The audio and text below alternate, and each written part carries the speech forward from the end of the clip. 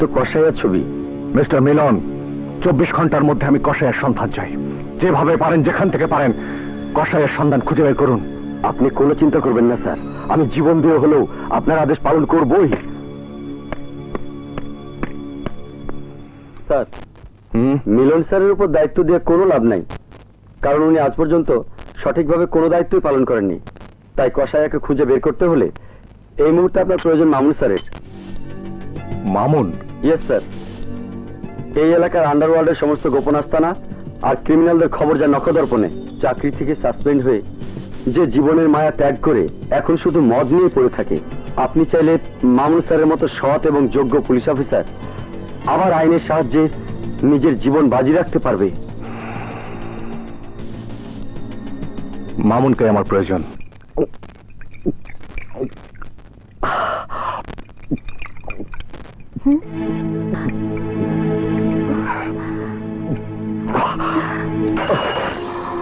না, আমি তোকে আর মদ খেতে দেব না। কেন তুই তোর জীবন এভাবে নষ্ট করছিস? যে জীবনের কোনো মূল্য নেই, সে জীবন রেখে লাভ কি? লাভ ক্ষতি হিসেব করে জীবন চলে না মামুন। এ আমাকে দেখ, সারাটা দিন শুধু তোর পথ চেয়ে বসে থাকি, নিজের হাতে তোকে খাওয়াবো বলে, আর তুই কিনা আমার দিকে ফিরেও তাকাস না। কি অপরাধ আমার? তোর কোনো অপরাধ নেই। তাহলে তুই কেন বারবার আমাকে ফিরিয়ে দিচ্ছিস?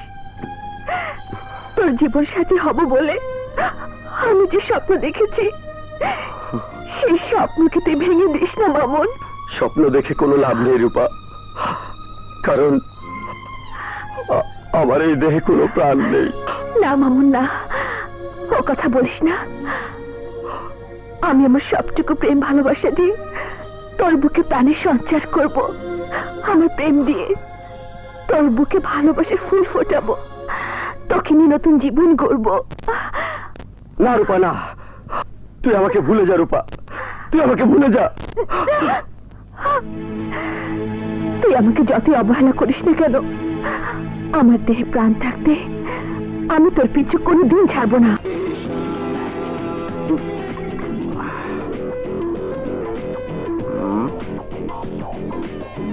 নয় এমন হইতেছে, কোন এলাকা থেকে আইছেন?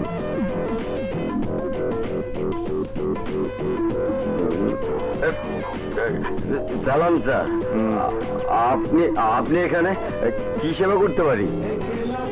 তোমাকে আমার খুব প্রয়োজন। আমাকে প্রয়োজন কেন? কোন আসামি টাসামি আমি ধরতে পারবো না। ওই ডিপার্টমেন্ট আমাকে অনেক আগে বের করে দিয়েছে। তারপরেও তোমাকে আমার কথা শুনতে হবে, যত বাজি রাখতে পারে। তোমার মতো পুলিশ অফিসার ডিপার্টমেন্টের গর্ব, তারপরেও কেন তুমি নিজের জীবনটাকে এভাবে নষ্ট করছো? জানতে চান? তাহলে শুনুন, আপনার মতো আমিও ক্রিমিনালদের জম ছিলাম। অস্ত্র ব্যবসায়ী তনু মোল্লাকে ধরার জন্য নিজের জীবন বাজি রেখে তাকে অ্যারেস্ট করেছিলাম। আইনের সেবা করব বলে নিজেকে উৎসর্গ করেছিলাম, কিন্তু ঊর্ধ্বতন কর্তৃপক্ষ নিজেকে তনু মোল্লার কাছে বিক্রি করে দিয়ে তাকে ছেড়ে দেয়। বলুন স্যার, আমাকে কেন ডেকেছেন? হ্যাঁ মামুন, আমি তোমাকে একটা কথা বলতে চাই। তোমার বয়স কম, এখন বিয়ে করনি, সামনে তোমার অনেক সময় পড়ে আছে। আমি বলি কি, তনু মোল্লার সাথে তুমি একটা সমঝোতা করে ফেলো। তনু মোল্লা তো খালাস পেয়েই গেছে, শুধু অস্ত্রের চালান বাকি। উপর মহলে হাত করে অস্ত্রের চালান হয়তো নিয়ে যাবে, মাঝখান থেকে আম ছালা দুটোই যাবে। তাই বলছি, তুমি রাজি থাকলে আমি তোমাকে উপযুক্ত বকশিশ আদায় করে দিতে পারি। সরি স্যার, এই কাজ আমাকে দিয়ে কোনোদিনও হবে না। আইনের পোশাক গায়ে দিয়ে আইনের সাথে আপনি বেইমানি করলেও আমি কখনো করব না। যে দায়িত্ব আমি কাঁধে তুলে নিয়েছি, আমার জীবনের বিনিময়ে হলেও সে দায়িত্ব আমি পালন করব। আর যদি আমার কাজে কেউ বাধা হয়ে দাঁড়ায়, তাহলে তাকেও আমি ছাড়বো না। আমি জানি স্যার, আপনি আমার সিনিয়র অফিসার, চাইলে আপনি আমাকে এই মুহূর্তে সাসপেন্ড করতে পারেন, আমাকে ট্রান্সফার করতে পারেন, কিন্তু আমি আমার আদর্শ থেকে 1 ইঞ্চিও নড়ব না। আমি আজই এক্ষুনি অস্ত্রের চালান জমা দেওয়ার জন্য মালখানায় নিয়ে যাব। আসি স্যার।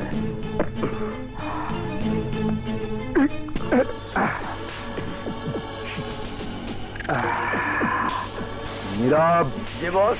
পুলিশ অফিসার মামুন আমার হাতে হাত করা পরিয়ে থানা পর্যন্ত নিয়ে গেছে। আমি ওকে কবর পর্যন্ত পৌঁছাতে চাই। কিন্তু বস, তার আগে ওই হালার কাছ থেকে আমাকে অস্ত্রের চালানটা উদ্ধার করতে হইব। থানার ওসিও অস্ত্রের চালান ছাড়া সাহস করতেছে না। বাট যে কোনো মূল্যে অস্ত্রের চালান আমার চাই।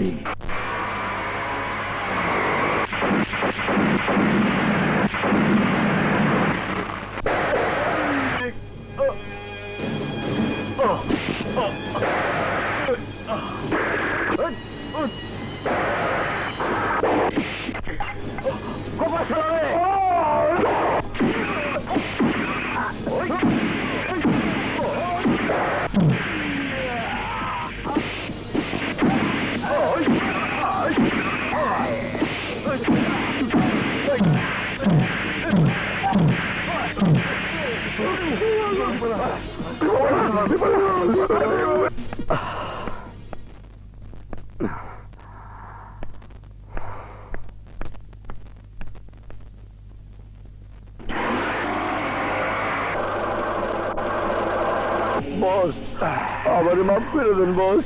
শালা শুয়োরের বাচ্চা, ইচ্ছে করছে আমি নিজে তোদের গুলি করি। বস, আমরা চেষ্টা করছি বস। না, তোদের পরাজয় আমি মেনে নিতে পারছি না। যেভাবে হোক আমার ট্রাক ভর্তি অস্ত্রের চালান উদ্ধার করতেই হবে। কিন্তু বস, শালা মামুন থাকতে তা আপনি কোনোদিনও পারবেন না বস। শালা যেমন ঘাটতারা তেমনি সৎ আর সাহসী পুলিশ অফিসার। তা আমি জানি, তাই ওকে আমি এমন সাইজ করবো যে সারা ভবিষ্যতে যেন আমার মালের দিকে হাত বাড়াতে সাহস না পায়। ভাইয়া, ভাইয়া, নে এই দুধটুকু খেয়ে নে। আহা সোমা, আমি এখন কাজ করছি, এখন আমি দুধ খাবো না। সারাদিনই তো কাজ করিস, এখন খেয়ে নে, খেয়ে তারপর কাজ কর। তোর জন্য কোনো কাজই করতে পারি না। ঠিক আছে, দে। আমার লক্ষ্মী ভাইয়া। ভাইয়া, তোকে একটা কথা বলবো? বল। ভাইয়া, তুই যেভাবে সন্ত্রাসীদের পেছনে উঠে পড়ে লেগেছিস তাতে আমার খুব ভয় হচ্ছে। ওরা না জানে তোর কোনো ক্ষতি করে ফেলে। তুই খামাখায় দুশ্চিন্তা করছিস, ওরা আমার কোনো ক্ষতি করতে পারবে না। তোর যদি কিছু হয়ে যায় তাহলে আমি কোথায় গিয়ে দাঁড়াবো ভাইয়া? তুই ছাড়া এই দুনিয়াতে আমার কি আছে বল? শোন, তুই আমার একমাত্র বোন। বাবা মা মারা যাওয়ার সময় তোকে আমার হাতে তুলে দিয়ে গেছে। আমার জীবন দিয়ে হলেও তোর কোনো ক্ষতি হতে দেব না। আর আমার একটা স্বপ্ন আছে না, তোর বিয়ে দেব, তোর ছোট্ট একটা সংসার হবে, আমার ভাগনা ভাগ্নি হবে, আমি তখন মামা হব, আর মামা ভাগ্নে মিলে আনন্দ ফুর্তি করবো। ভাইয়া, তুই যত সব ফালতু কথা। আচ্ছা শোন শোন শোন, এখন এটা নিয়ে যা, তোর কাজে যা, আমি আমার কাজ করি, ঠিক আছে? আচ্ছা যা। এখানে কি চাও? আমার অস্ত্রের চালান। তোর সমস্ত অস্ত্র এখন সরকারের গোডাউনে। কিছুক্ষণ পর সেগুলো ডিস্ট্রয় করা হবে। তারপর গোডাউনে এসে ছাইগুলো নিয়ে যাস। ওই হারামির বাচ্চা, তোর কারণে আমার 3 কোটি টাকার অস্ত্র হাতছাড়া হয়ে গেছে। তাই তোকে মেরে আজ আমি সেই টাকা উসুল করবো।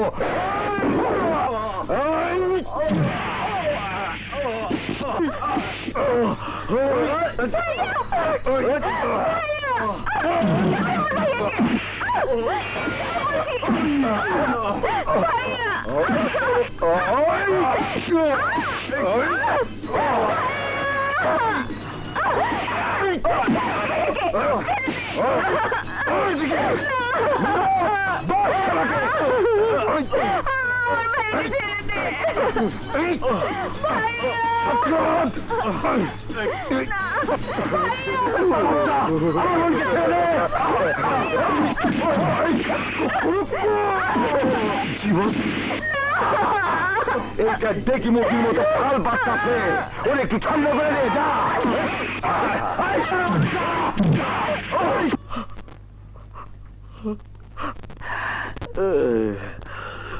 বস, ডেকে মুরগিটারে ঠান্ডা করে দিছি বস। ঠিক আছে নীরব।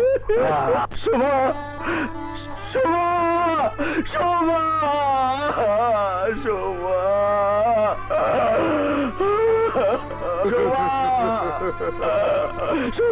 এই দেখ, মনে রাখিস আমার নাম তনু মোল্লা। চল।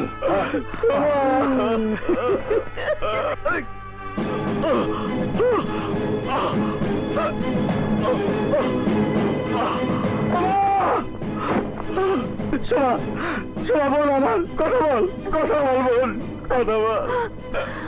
ভাইয়া তুই আমাকে ছুঁইস না, আমি নষ্ট হয়ে গেছি ভাইয়া, হয়ে গেছি। শোনা, শোনা, এ কি করলি বল, এ কি করলি, তুই এ কি করলি বল, এ কি করলি? শোনা, শোনা, শোনা, শোনা।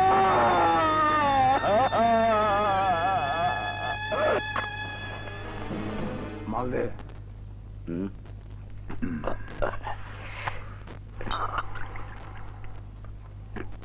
বস।